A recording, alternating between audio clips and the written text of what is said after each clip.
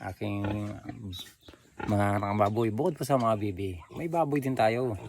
Kaso nga lang nitibo. Ayan. Masot. Patingin tiyan mo. Masot, patingin.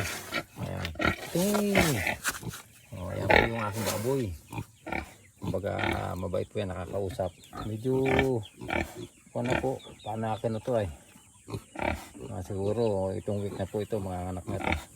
Ang laki po ng tiyan. Yan.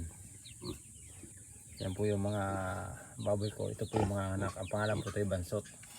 Yan, medyo maliit. Bansot. Bansot. Bansot. Yan po yung mga mababait. Nakakausap po yung mga baboy. Pati nga ngipin mo. May tartar.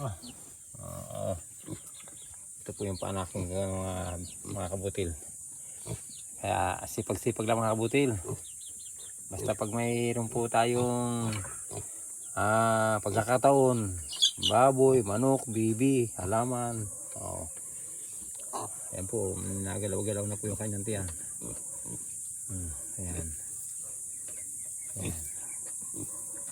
So, nagalaw-galaw na po. Sana po ay marami. Ayan, nagalaw na.